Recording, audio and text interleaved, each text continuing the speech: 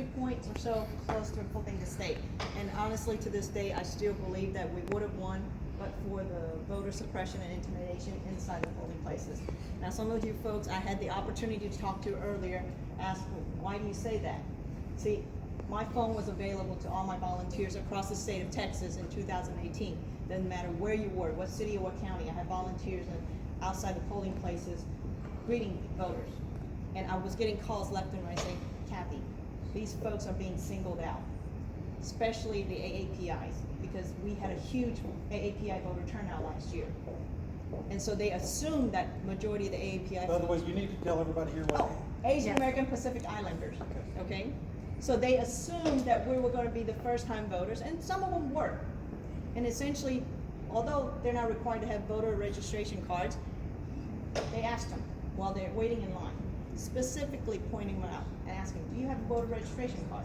And how do I know that? Because some of these folks were my close friends throughout the state of Texas. I said, Kathy, I vote all the time. Luckily, I have my voter registration card, and I showed it to them, even though I don't need it. I know they were singling me out because I'm the only Asian in line, and they're asking me for it. This occurred throughout the state of Texas. Whether this is going to be an issue in 2020, I don't doubt it. It will be, which means that my job and Jerry's job is going to be a bit harder, because if they did this in 2018, they're going to play a lot harder in 2020. That just means that we're just going to get a little bit more mileage on our wheels to inform the voters. This is what we need. Yes, the law doesn't require us to have the voter registration card, but please have those numbers. Because if the system, the same system that found these voters in primary voting, why couldn't they find them in the general election? I actually personally witnessed an individual who brought his child into voting, single ranch. I greeted him and I thanked him for voting. He was in line for about 2-3 hours. That was pretty much the case throughout the state of Texas. For those of you who didn't know and actually stood in line, because I was there like pretty much the whole time. He said, I didn't get to vote. He had his little daughter with him. I said, what do you mean? I was here the whole time. You guys were in line from the very beginning to all the way to the inside. He said, they couldn't find me in the system. They're supposed to ask, would you like the provisional ballot? Not that that works. I'm going to say, hey, that's other ways that they could toss that out. I'm not crazy about it, but they didn't even bother asking. They just said, you don't have your voter registration card, we can't find you, come back later. Folks, what are the chances of these folks coming in after waiting 2-3 hours to come back and vote? They're not. So when I heard that, I said, give me a second. Would you mind giving me your full name and your date of birth? Because in Fort Bend County, you search it by date of birth and name. Within 2 minutes, pulled it up on my cell phone. I said, please take a screenshot of this.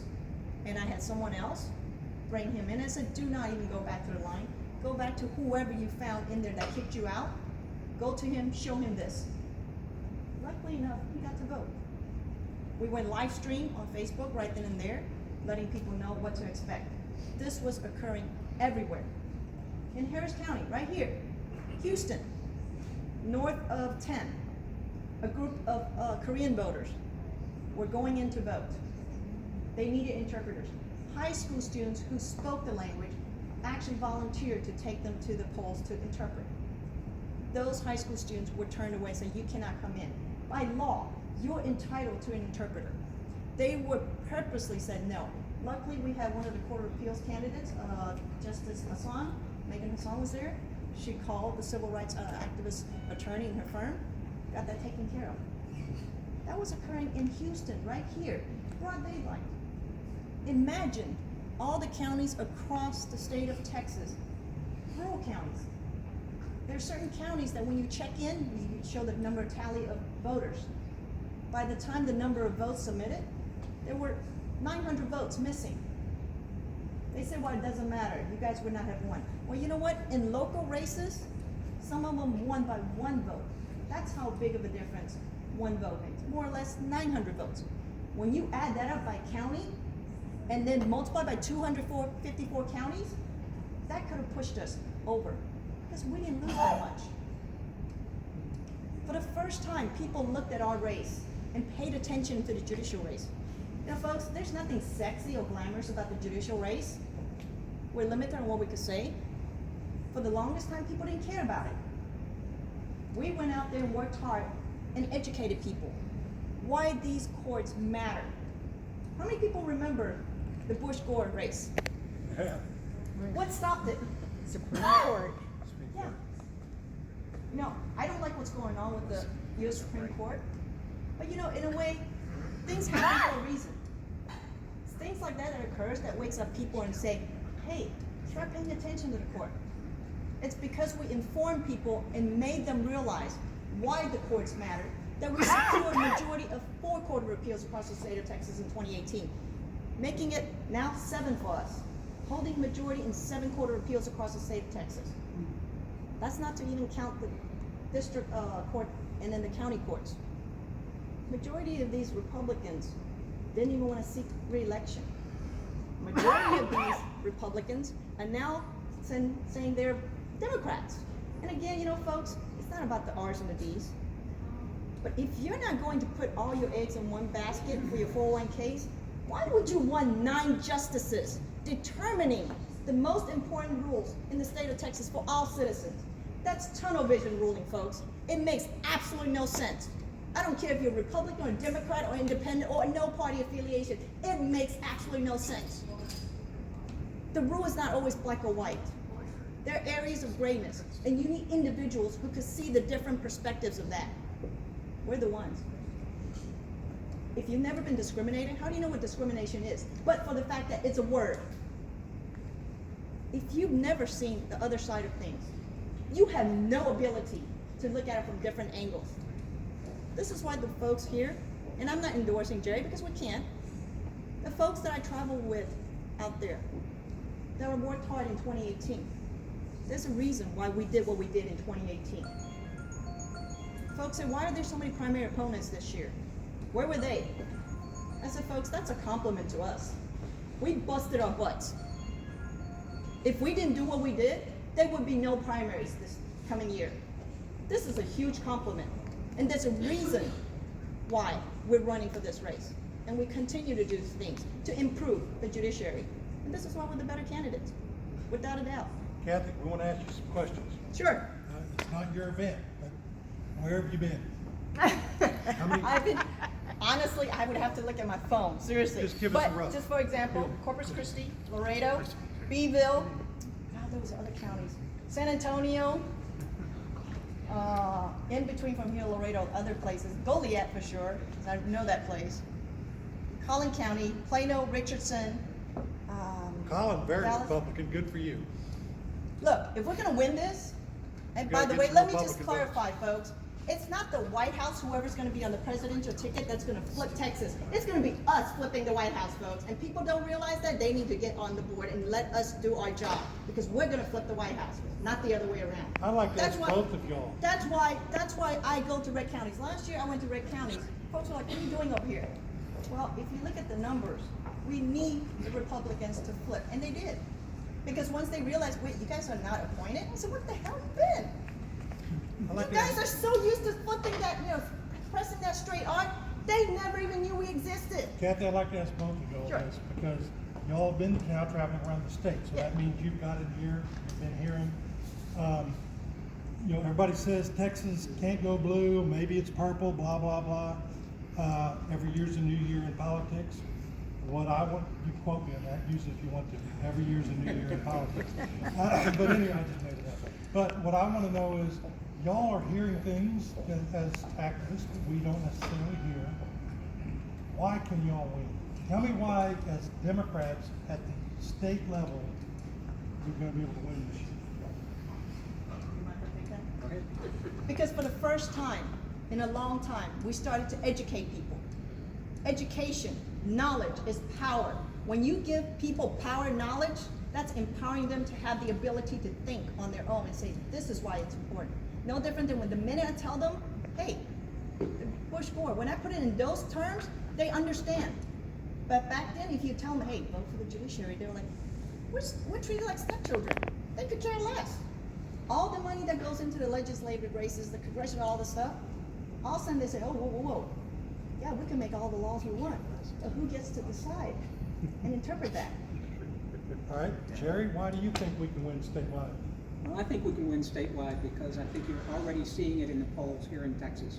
And I think that even within, so everybody thinks that it's the extremes on the right and the extremes on the left that decide our politics. It's actually not. There's a great, huge number of people that are kind of in the middle. And I believe that while you may have people on both ends of the spectrum, and I believe that the true values of Texas are reflected in the Democratic Party. I think that for years, the Republican Party has talked about family values and strong military and, you know, all of these things. Well, they proved they're wrong about that in Syria, but go ahead. You know, it's not that our military wasn't strong. It was actually our president who wasn't strong. But I'm not supposed to be getting involved in that case. Right. But I think what's going to happen is I think that, you know, if all we have is beating the drum about Donald Trump, then when Trump's gone, we got nothing. We got nothing. I think that we have to stand up for Texas values. We've got to stand up for democratic values. We've got to stand up for the rights of everyone to be heard, the right of everyone to live their life in peace, and you know, to be free from this kind of vitriol and criticism that we seem to have. But Jerry, what I want to know is when you're going to these other places, because you've been a bunch, are Democrats showing up and saying, you know what, we didn't do anything last year, the year before, the year before, but this year we're coming out? Because that's what we're going to have.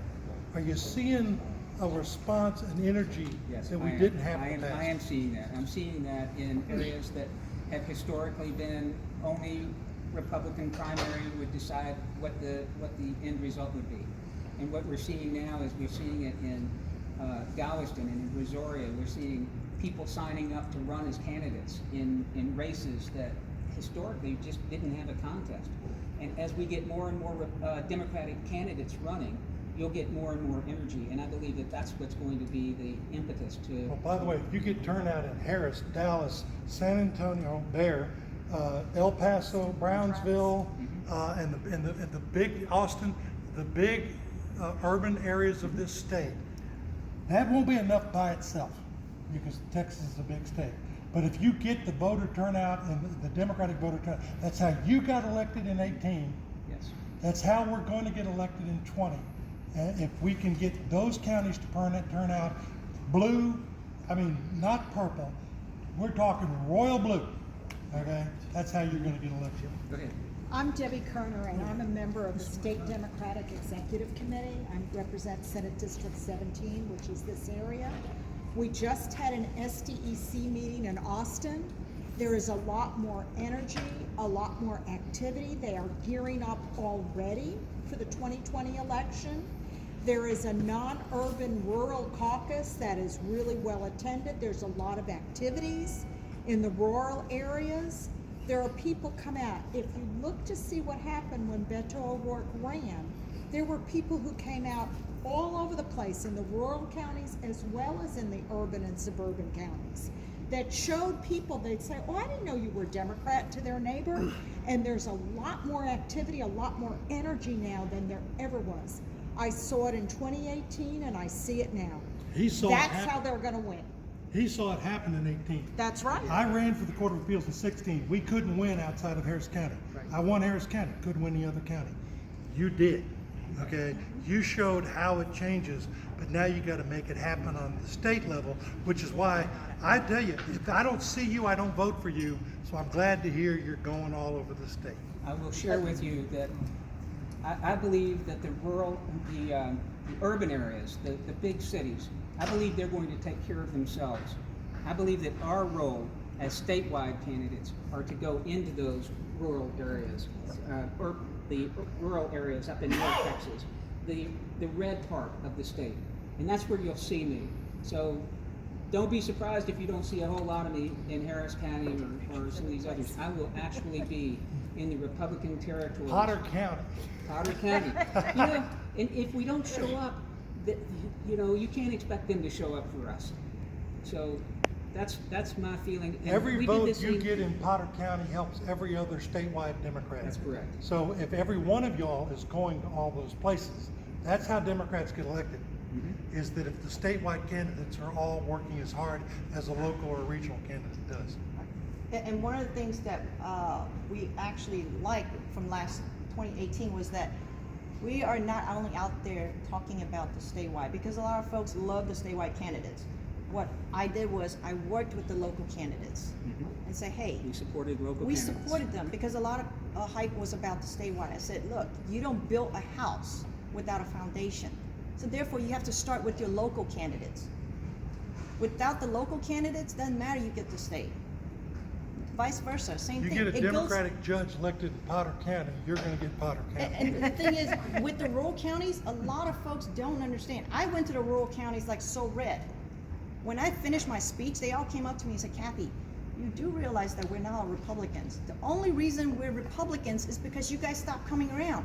So the local candidates stopped running as Democrats. So they started being Republicans. So either we refrain from voting or we exercise our right to vote, and we had to vote whoever's on the ballot, which at that point we're all Republicans. So statistically, when you pull up, it's nothing but Republican voters, not by choice. That's why I always felt that we needed to hit the rural counties. Fort Bend, it's extremely safe. Harris County, extremely safe. That's why you didn't see a lot of me last year until towards the end. Because why keep cultivating something that's already there?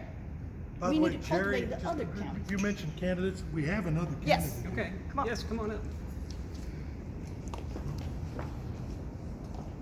And we all know you're not endorsing. No, Right, I'm you're I'm not endorsing. I'm not endorsing. We're friends. Yeah, We're friends. I've got to. You can She can endorse, endorse. you can endorse.